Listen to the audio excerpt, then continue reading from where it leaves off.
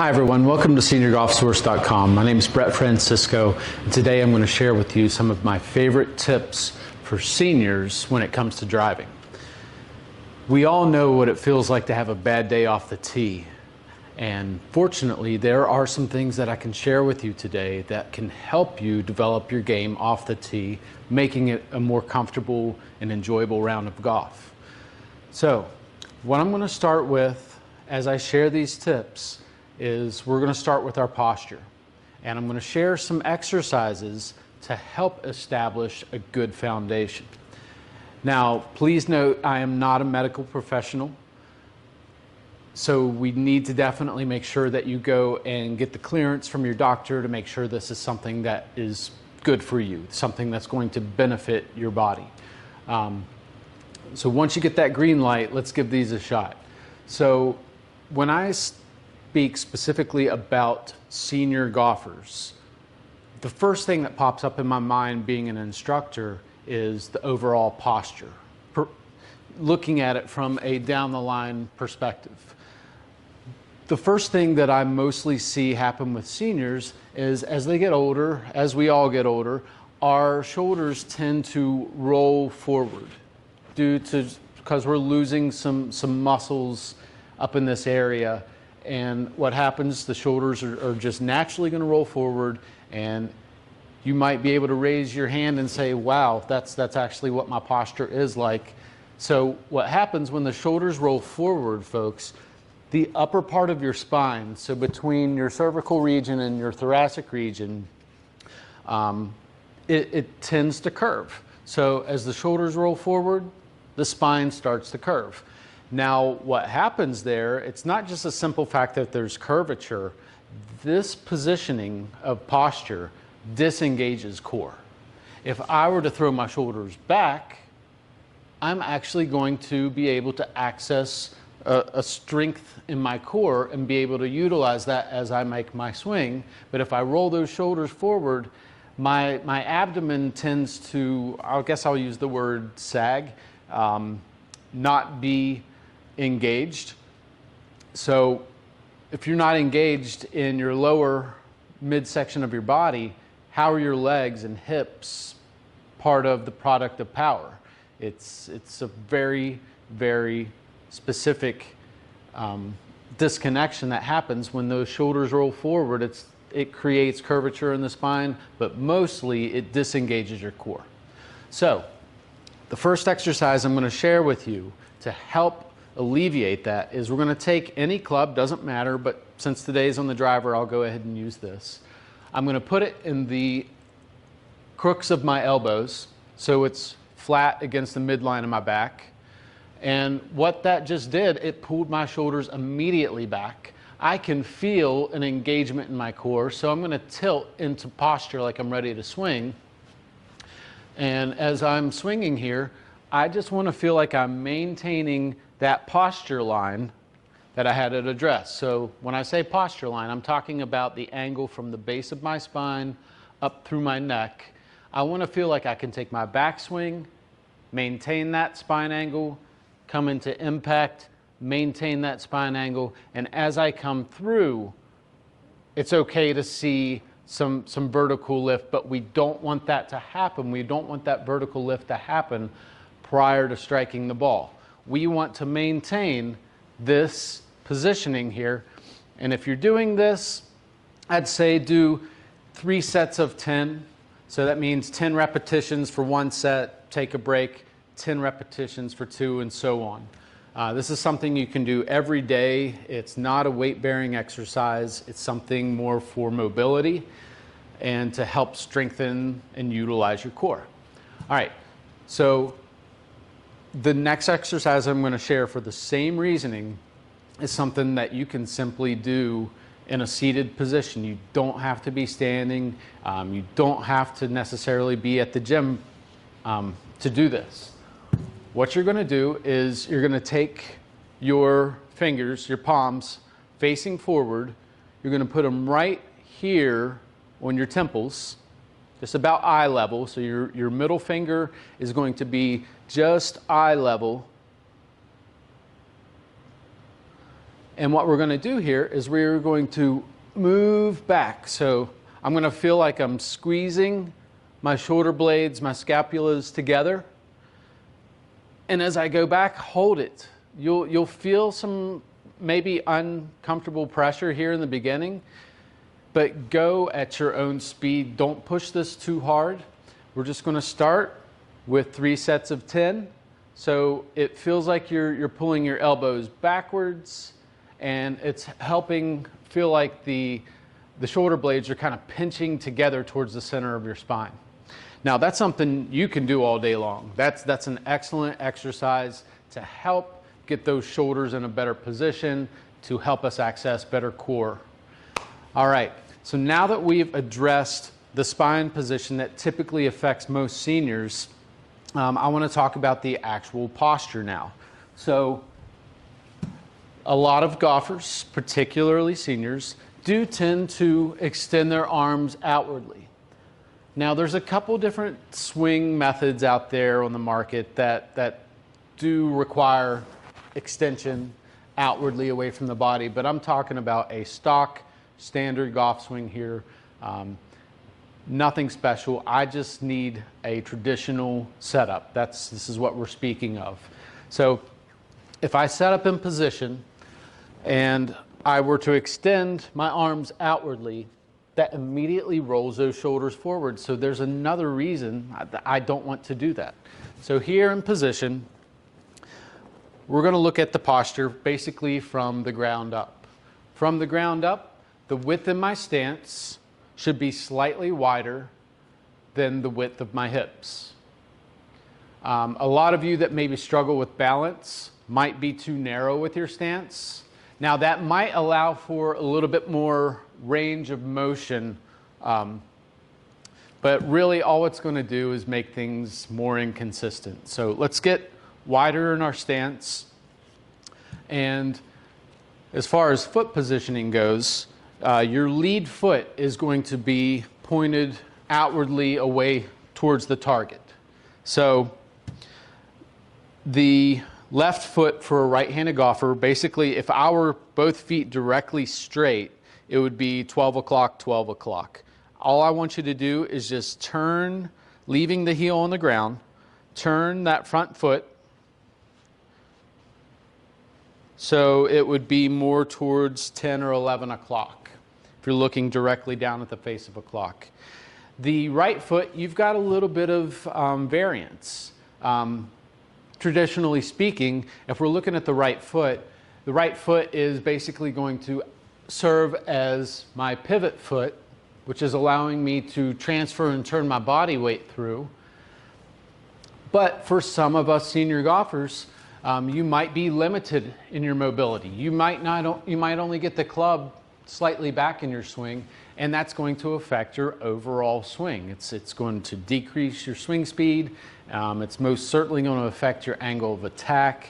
So a little thing that you can do is something you can play with. Take that trail foot and turn it toes out. So I'm kind of standing like a duck here. Both feet are flared out from the center of my body. They're away from the center of my body. And what that'll do, it'll allow me to access a little bit more mobility in that backswing to help me get a longer backswing range. All right, so far we've talked about posture, given you the exercises to work on conditioning the upper portion of your spine. And now we've talked about posture from looking at it from face on and how we might be able to access some more range of motion by minutely moving my feet. And now we're going to talk about overall posture with the driver, folks. This is with the driver. We're going to talk about posture from face on. So I want to look at the positioning of where the ball would be in my stance. If I'm looking at the driver should be played favorably more forward in the stance. A lot of golfers do very well where the ball is more off of the big toe on the lead foot, and a little bit of play room, you can go inwardly towards the heel. So it's definitely not center, it's forward favoring in line with that lead foot. Now, the driver is the one club in my bag that I don't want to make ground contact with. All right, when I'm hitting off a tee, I do not want to make ground contact because that means I'm coming in either too shallow or too steep. There's a couple different variations of what can be going wrong, but most commonly, people will play the ball more centered in position and it makes them swing a little bit more down on the ball. And with the driver, we want to be as shallow as we can be because that's what's going to help produce the launch. So if you're that senior golfer that's struggling with getting the ball to launch in the air, we are going to look at ball placement, your arm placement, and the positioning of our spine. All right, so if you're hitting that low shot off the tee, listen up because this is really important. You want to have that lead arm positioned right in line with your forward hip, right? Kind of right on that pocket. And you'll notice that my spine is tilted away from target. Now, this is something that a lot of golfers may not have the knowledge of, and this will drastically improve your ability to either swing more shallow or swing more upright. If the spine itself is more vertical, you're naturally going to have a descending angle of attack. That means that that club is coming down very vertically. This is great for the irons, not so much for the fairway woods. If I introduce tilt, so you can see my spine is tilted away from target, it's really going to do two very important things. It's going to shallow my takeaway, therefore making my swing arc a lot wider, and it's going to help me swing more level to even upwardly on the ball as I follow through. Now you can see the drastic difference. If I go back to vertical with the spine, and even with my hands in the right position, if I'm vertical in spine position, let's look at the positioning of my hands on my takeaway. All right, I'm about to the point where the shaft is parallel to the ground, and take note of where my glove hand is in relationship to my legs. It's kind of like right on my right upper thigh. If I were to create tilt and get myself in that position, look how much further that hand is away from my trail leg. That means that my takeaway has gotten wider, there's a lot more arc, and because of that, it's going to help shallow things out, and it's definitely going to help you swing more level to upward on the ball. So while I'm at this point in the video, I'm going to demonstrate that really quick.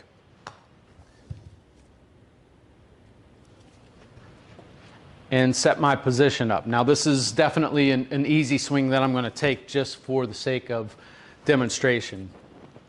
I've got my tilt, I've got my hand positioning, and my stance is there.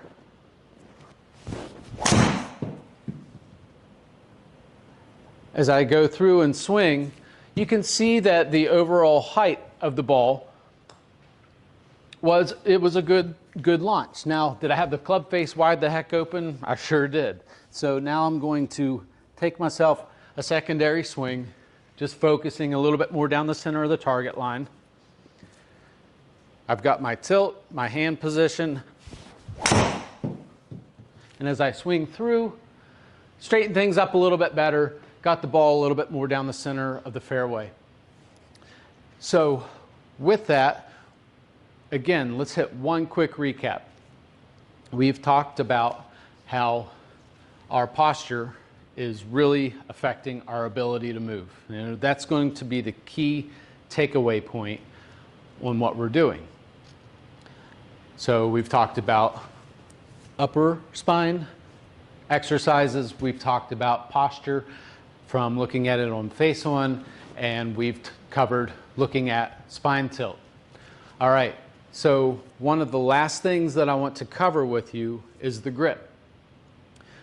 Now, I've covered this in a couple of other videos, but The grip is violated more than anything in golf. Besides swear words and alcohol consumption, I think the grip is the most violated thing in golf. So let's hit the grip one more time just to make sure that you understand what we're trying to do. If we set up with a neutral grip, so my glove hand, you'll see that the apex of the V between my thumb and pointer finger, the apex of that V should point up here towards my right collarbone. And for those of you golfers that struggle with maybe slicing the ball, a slightly stronger grip is a better thing. So again, in the videos I've shown in the past, I'm just going to kind of recap it right here. A stronger grip is going to get the lead hand more in a palm down position. And what that does, it allows me the ability to rotate the club face. If I were to go opposite of strong and get that grip hand to be more skyward with the palm, so that's more thumb down the center of the shaft, I'm going to limit my range of motion to be able to close the face. So taking that neutral position is always good. But for those of you golfers that maybe need a couple extra yards, or you're sick and tired of hitting the slice, strengthen up that trail hand. So looking down, you can see 2 to 3 knuckles on the top side of that grip. So I'm going to demonstrate this really quick just to put things into perspective.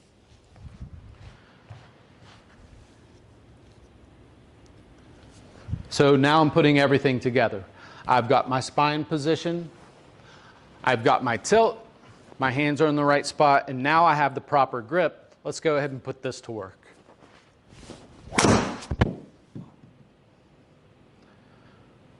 Now we're talking. Nice little draw, not going to worry about my ball getting knocked down in the wind. It's something that every golfer should know, and especially the seniors out there.